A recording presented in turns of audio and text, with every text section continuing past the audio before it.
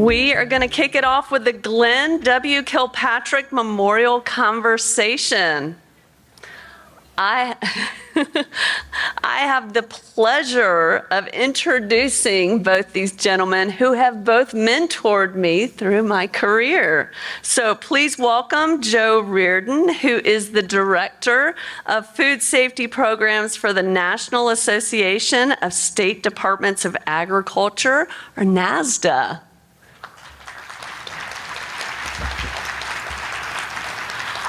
Also with us is Joe Corby, who is a Senior Advisor for the Association of Food and Drug Officials, or AFDO. Thank you. Thank you. Thank you, Natalie.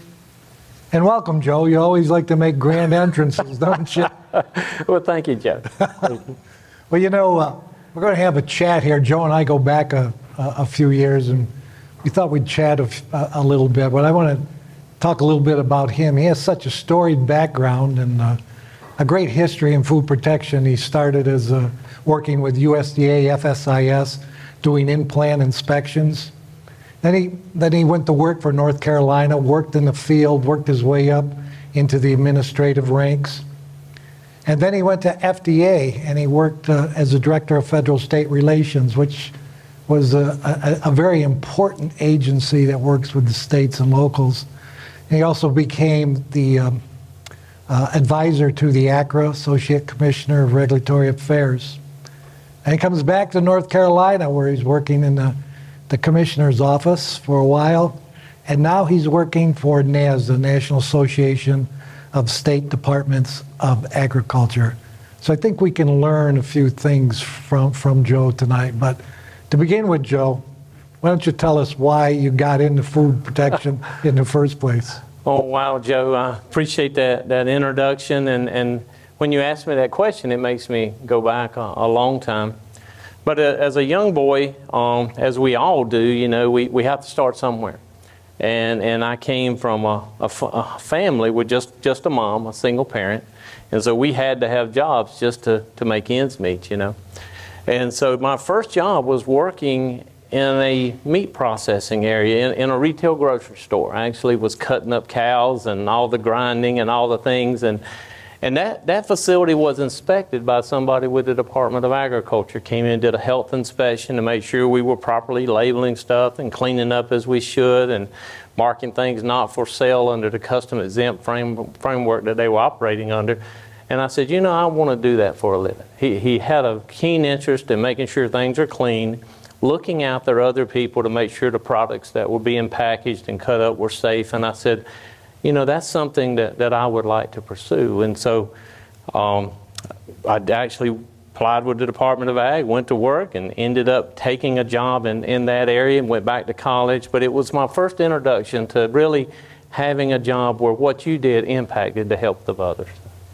You know, I learned a lot about your character many years ago when I first met you, Joe. You told me a story about an episode you had dealt with regarding a family who was struck with some tragic circumstances regarding a listeria outbreak. And I always remembered that story because it really illustrated to me your character and your love for this profession. Could you share that with these folks? I would, Joe, and actually I'd like to kind of share two of them because they dovetail on one another. So after working with the Department of Agriculture and the USDA side, I moved over to the Food and Drug side. And I continued to move up inside that organization till I was the head of compliance at that time. And we were out purchasing sandwiches like everyone does, surveillance sampling and that type of thing. And we got a positive for salmonella. And we went back and did the components, just as any good investigator would do. Well, one of those components was a cooked ground beef patty, and it tested positive for salmonella. It was a USDA product. I went back to USDA and said, you need to get this product off the marketplace. We were solid in our analysis. There was no question about the work that we did. And USDA says, we can't take action on a state sample. And I said, we can't leave that product on the marketplace. And so I give USDA a couple of days to come to a better decision than that. They never did. So we recalled that product inside of North Carolina. And I felt good that we had done something for the citizens of North Carolina. But about 2 weeks later, I got a call from a principal in Tennessee. And he had read about us doing a statewide recall. Well, they had fed that product to the children in a school in Tennessee. And they had multiple kids that came down with salmonella and were hospitalized. And I said, we can't live in a society in which a state can take a sample and it have salmonella in it, and we can take it off the shelves of North Carolina, but we don't have a system, Joe, to get it off the marketplace nationally. Well, it won't long after that, a similar type process happened, and it really stuck with me. We were sampling cheese product as we would with our surveillance sample, and we picked up a product that had Listeria monocytogenes in it. And we recalled it in North Carolina, but we had worked with FDA, and that was a while back. And I know that with PFP and the work that everyone's done here on integration, we've moved that bar forward. But at that time, I asked FDA to let's get this product off the marketplace. But we didn't have a really good process for them to review our packages and take results, regulatory action off of our samples as quick as they should. Well, sure enough, a lady in Chicago consumed that product 2 weeks after we had recalled that product. Her and her husband had tried for years to get for her to become pregnant. She lost that child, and she called me. Joe, I had never heard, and when I listened to that woman's voice, the pain and anguish of her losing that child needlessly. We knew the product had Listeria monocytogenes in it. We had done our analytical work. But there wasn't a process for me not only to protect the citizens of North Carolina, but have a process in place that protected everybody nationally. And Joe, I'll never forget the words of that lady, and it ingrained in me that if we can put a man on the moon, we can build a process and a system to get product off the marketplace nationally, so things like that never happen again. This is why we do what we do, and why we fight for an integrated food safety system. So let's talk about integrated food safety system. I know you have some thoughts about that. You've been involved in it for a number of years. Do you think we're on course? Do you think we were in the right direction? You think, are there still many barriers we need to handle? Joe, I know that PFP has made strides, and I know that with Eric and FDA, they're working hard, and I know the lab groups are doing a lot of things.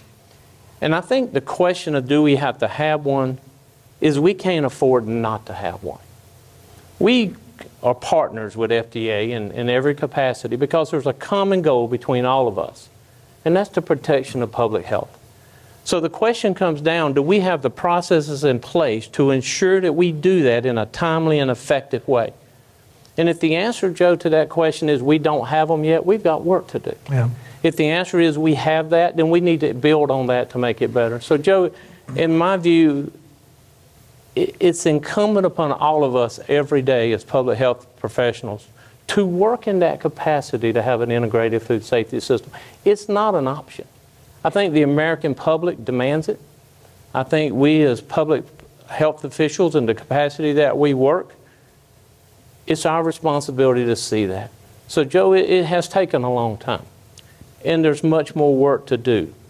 But we should be no less after it today than ever before, and in fact, I suggest we double down on it. The citizens of this country deserve it. It's the right thing to do, and we are one. It isn't an FDA and a state or a local. It is all of us tied together. You're spot on. I don't know of anybody that promotes it more than AFDO. I'm really proud of AFDO, what they've done with that. And one of the things we need to do is to have metrics and really do outreach and show people just how it works and how good it is. And I think one of the greatest stories of success and integration is your recall effort during, it was a number of years ago, with the Castleberry recall. And, states were having trouble getting records from both USDA and FDA because the plant had both agencies that were inspecting them. So tell everybody about that episode. Well, Joe, if you look back over your career, this is probably one of our finer moments. And so back in 2007, if I could carry you back a little ways, because it's relevant today, Joe, so thank you for asking that question. July of 2007, we saw a product called Castleberry, and there was 48 to 60 other different brands that were tied into that. So it was an FDA product and a USDA product, depending on whether it had meat in it or not, that had potentially botulism in the products itself. There was a problem in the retort, and there was water in the bottom of the retort. And we all know, Joe, you can't pressurize water, right? So it didn't get its thermal heat cycle. Well, we were notified by FDA that this product potentially was contaminated. There had been 8 cases of Clostridium botulinum across the United States in Indiana and Texas and Ohio. And so I asked our staff to go out and give me a snapshot after that press release came out of what was still on the marketplace. So they went out and they did effectiveness checks to about 250 or so stores. And over 40% of the stores that sold it were still selling it. And I said, Joe, this cannot be. This is a toxin that if you come in contact with it, the prognosis of survival is very low because it does away with all your involuntary responses, as you know. So I called Anita in the office, and we had been working really hard on building an ICS framework. We had it figured out. We had done scenarios, but we had never really activated it. And I was talking to Anita, and I said, Anita, I'm contemplating doing something that has never been done before. And if there's an opportunity for you to tell me we shouldn't do it, now's the day. And she said, no, we should. So I sat down and I talked to the Commissioner of Agriculture, and I said, Commissioner, there's a likelihood that we have this product, and it's served to all age groups throughout North Carolina. And we potentially have product in this that was compromised in the way of processing that could have CB in it. And I said, I'm going to put 3 triggers in place to tell me, do I go to the next step of full engagement with an ICS structure to get this product off the marketplace. One was I'll pull the switch to do this under a complete ICS structure, bringing in hundreds of people if we have any illnesses in our state. The second trigger, I said, is if I find any of the codes in our state that in fact has been associated with illnesses in any of the other states. And the Commissioner looked at me and he said, I don't like any of your triggers. He said, because I've got grandchildren and I want you to do the right thing for the right reasons. I came back and I told Anita, I said, tomorrow morning we're going to send letters out to all 85 health departments. We're going to ask that over 500 people tomorrow join us in this effort. I want an IEP put together. I want a training plan put together to train 600 people to go to work, and I need it in 48 hours. I brought the IT people in. I said, I hope you slept well last night. It'll be a while before you do again. I want a framework on GIS that's multi-layer. I want the field inspectors to put the data in it. I want to see it populate on a map to show me every store they go in, and I want it red and green and yellow. If they find any of the same codes, I want it to go red. And then I went and met with public health, and I said, I want to lay another layer. I want to have a health advisory that'll lay on top of that to show me if they have any clinical signs in the hospital of these illnesses. And I want that on that screen, and I want to be able to see it, and I want to do it in 2 days. They said, I'm not sure it can be done. I said, it can be done. Just go do it. And then we did send out letters, Joe. We put 560 or 70 people in the field in 3 days, working under a single command with letters to each, training that has been provided, electronic program that showed me geospatial data layered on top of each other. And then we did a press conference to tell everyone what we were doing. Joe, we visited, with less 7 days, we visited 15,000 stores across the state of North Carolina with people we'd never worked with. We removed 36,000 cans of product that was still being offered for sale. We'd done something that we had never done before, and we did it for all the right reasons. We drove over 100,000 miles collectively on the cars. And there were 2 stories that stuck out to me most. One was one of the public health people that we involved, local public health in this, under a single command, all 85 counties of all the public health sanitarians, went into a Bible study. And in that Bible study that day, Joe, they were to serve that chili to those kids. Now, we'll never know if that product had Clostridium botulinum in them or not.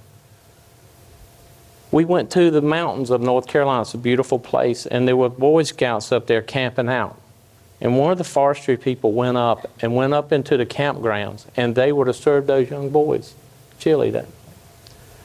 Now, Joe, we'll never know if any of that chili was laced with Clostridium botulinum.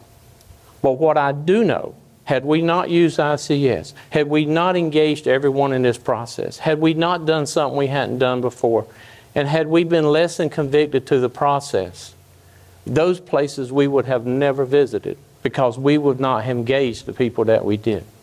So we have to look beyond what we can do individually, and we have to look to what we can do collectively. It's local health, public health. It's state public health. It's FDA. We are this integrated family who has the responsibility to protect those that may not know they need to protect themselves, Joe. It was one of the greatest things I think that I have ever been a part of. Anita McMullen's here. She was actually the IC for this. She was the instant commander and done a marvelous job. But collectively, Joe, we're stronger than we are apart. And it said to me that if you'll go beyond sometimes what we're comfortable with, we can do great things for the benefit of others. It's a very compelling argument and story for integration, and we tell it over and over again and I'm glad Anita's here. Sounds like she did most of the work. I'm glad she had the chance to. She had the chance to tell me no because I knew it could go wrong. Yeah. I knew, Joe, they were going to be. We were going to go to stores 7 or 8 times. We should have only went once, and there may be stores that we didn't go to. But when you're doing something of that significance, you're not looking for what doesn't work. You're looking for what does work. But and you went into places you don't typically go in, the summer camps and these places where children are. We wouldn't have done that, Joe, had we not involved local public health. That's great. Well, tell us a little bit about, I heard, I think you wrote to me about something new in North Carolina, a new agricultural complex that's, I guess, named after former Commissioner Troxler. Yeah. What is that? Tell us about that. Well, Joe, we had, in the Department of Ag in North Carolina, we had multiple laboratories and buildings that were built back in the 50s. They were good at the time they were built, Joe, but they wouldn't support the technology and the type of science that we do today. So we went and got a bond in North Carolina. It gave us about $113 million to go build it. But we needed more money than that, and we ended up getting another 13 or so, to about $126 million. At the end of that, we built the Steve Troxler Agriculture Science Center, in which we co-located multiple labs into one complex. We took our weights and measures lab, which, as you know, with Echelon 1 and Echelon 2, very, very small measurements. You've got to have the right environment and the right humidity, and you've got to stay in line with your accreditation. We took that lab. We took our diagnostics lab that we run all of our animal testing in. It was an older lab as well, Rollins Lab, if you know that. We took our Food and Drug Constable Laboratory and brought into it. We took the Ballantine Pesticide Laboratory and brought into this. And Joe, we were actually able to take all of those and bring those, and I won't say consolidate, but I will say co-locate, to build what I think is one of the finest sciences center in the world. But before we did it, Joe, we took time to go to your lab at Cornell in New York, and we went in and met with all of them to understand, if you had to do it all over again, what would you do differently? And what would you have done differently otherwise? We went to Georgia, South Carolina. We had people that came in from Texas, Iowa. We actually then also went to other state labs, New Mexico, and looked at that. What we went to do, Joe, was understand the best of the best and then replicate that. Yeah. And then where they had areas of improvement, then we knew we needed to improve upon it. Joe, I'm real proud to say that we actually completed that, and all the labs have moved in it now. It supports the sciences that they need, whole genome sequencing, time of flight, triple quads, all the kind of scientific mass specs that you need. Not only plate microbiology, but in the PCR world, as well as the whole genome sequence, and then chronic wasting disease for deer. And so really, It's a BSL-3 in the area that you would do animal work. It's also a BSL-3 where you would do micro work, so we can support FDA in some of that work. Joe, it's one of the proudest things I've had an opportunity to work on as a team, and it's 225,000 square foot. And if anyone ever gets a chance to go by and see that in North Carolina, I encourage you to do that. But Joe, I would suggest it was taking the best of the best and then building one facility that had those things built into it. I want to talk a little bit about NASDA, because I know Commissioner Ball from New York is inviting everybody this fall to New York. Yeah. So tell us what's going on with NASDA. What's new at NASDA? You know, Joe, I was real fortunate that when I was at North Carolina, actually I started working with Bob Ehart very closely, even when I was at FDA, and I hope to speak about that just a little bit too. And so having been at North Carolina for 39 years, I was able to retire from there and join Bob in actually July the 1st of last year. And NASDA had really done a tremendous amount of work in the produce area, but had really done work in animal feed as well. And so some of the work that Bob was doing there with on-farm readiness reviews and really helping the farming community be able to meet the produce regulation, but do so in a non-regulatory way to help those farmers understand the rule, implement their changes, and be compliant with those inspections. So it's been my greatest pleasure for the last year to have joined Bob at NASDA to engage in that work that we're doing there on produce, and partnering with AFDO and Steve and Brenda and working on the standards in produce now. So I think it's a great partnership between AFDO and NASDA. You're bringing the technical people and the policy folks, and you're coming together for a greater cause. And so I think it was a great fit, and I have enjoyed joining them there. You know, I have one more question for you. We have IFPTI, you know, it's the fellowship program. They've graduated over a little over 100 people, I believe, in a fellowship program. 50 of those fellows are here now. Wow. These are the future leaders in food safety. With your background and with the work you have done, would you have any advice for these young, certain to be champions someday? I would, Joe, and thank you for asking that, for me to share that. I'd like to share a little story, Joe, with that, if I might. Sure. And then we'll answer that directly. You know, it takes, as these young people, to have a vision and a passion to see things through. I know that when I left the state of North Carolina and went to FDA, I went there with some things in mind I wanted to accomplish, Joe. I went there and we had begun to build rapid response team. I wanted to expand the number of those, and Joe, you saw we were able to do that collectively. When I was there, Joe, we funded the Manufactured Foods Alliance, something that was very core to you. I remember something that you had a tremendous passion for. And then something, Joe, that we'll go back to the first thing I shared with those results, not being able to take those state results and more timely use them to get product off the market nationally. And one of the things I went into that with is that back then there were only 3 labs in the United States that were ISO accredited that I was aware of. One was your lab in New York with Dan Rice. The second was Dr. Marion Aller in Florida and Martha Roberts. The third, under a few methods, was in Minnesota. And I said, we can do better than that, Joe. And we started funding to bring those state labs to ISO accreditation. And I understand today we have 42 labs across the United States that APHL and the states have now accredited, so that we can more quickly, more timely, more reliably use those state results to get product off the marketplace. And so I would say to these young folks today, we have to have a passion. We were at an AFDO conference in California, Joe, and Dr. Van Eschenbach was speaking. And he said something, those words rung with me.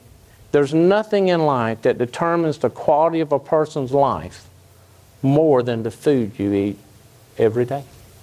Now, everyone in this room is here for a reason, because we believe in protection of public health. And those fellows that are here in the same way. I will say to each of you, there's no greater burden than being the one that's responsible for ensuring that products are safe every day. That's a burden, Joe. But there's no greater privilege in life than being entrusted to carry out that body of work. In most cases, you'll never know the people that you protect, and the born and the unborn. But in every case of a young person here today or anyone in this room working in the place of public health, you've been put in that position for a reason. Have a passion about what you do. Believe in it not only for yourself, but those that you protect. And work every day to make it better. There's going to be things that this generation is going to focus on, Joe, that we haven't had to focus on so heavily. There's been things that have been applied to farmland. These forever chemicals, PFAS and PFOA. And what does that mean by uptake? This next generation will do the work to understand that. More and more biosolids have been applied to farmland all across the United States, and we've got to understand how that affects products that are going to be produced. And so I want to applaud this young group that's here today and others that are here as well, and encourage them to continue your passion in this area of work. I promise you there'll never be nothing more rewarding than to know that something you did benefited the health of someone else. It's my greatest privilege in my life, Joe, to have spent my entire career in this body of work. You know,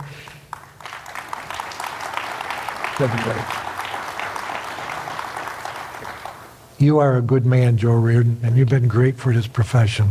Thank you, Joe. Ladies and gentlemen, Joe Reardon. Thank you. Thank you, Joe. You did a great job. Thank you.